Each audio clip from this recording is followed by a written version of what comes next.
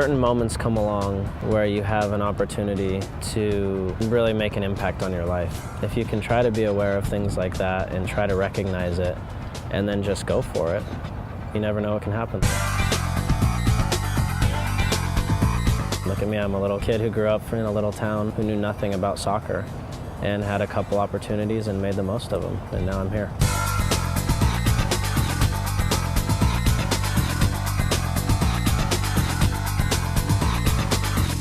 I've always thought the world of Landon. I've always thought he was a tremendous player. When you play in the same team as Landon, he makes the game easier for you. He's got a great soccer brain, which means he sees things as they're developing, sees them before they happen. I think now people understand that when I get the ball at my feet, if they make the right runs, if they make the right kind of movements, that I'm more often than not going to pick out the right pass and we're going to get a real chance to score. He's a player that can take people on and make a difference in a game, and when he's playing with confidence, he's one of the best players in the world.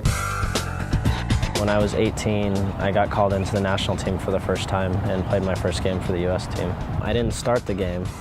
I was on the bench, and one of our players got injured in the 30th minute. The coach looked down the bench and said, "Landon, you're going in."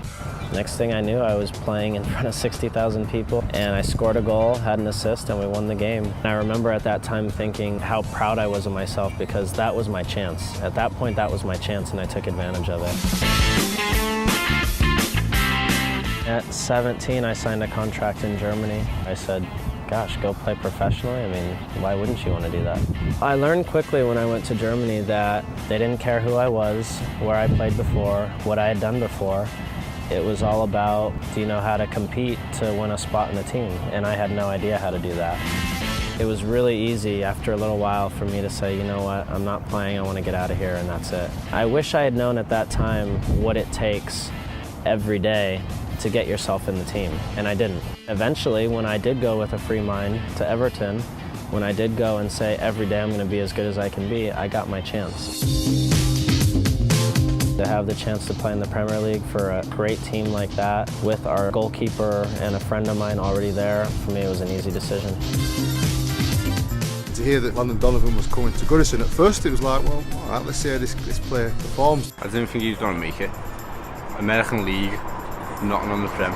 I knew he was good in the American League. I thought the Premier League's a much bigger step up, so I didn't know if he'd be up to the pace. The biggest general difference in the game there in England is just the pace and the intensity of the game. The games there are almost at a frantic pace, almost out of control sometimes. Just up, down, attack, attack, attack. It was constant for 90 minutes. You had to be completely tuned in, completely focused, and ready for the next play. And if you weren't paying attention for a play, someone would run by you and bam, it can be a goal. He's a very good creative midfielder. He's got a lot of pace for the wing.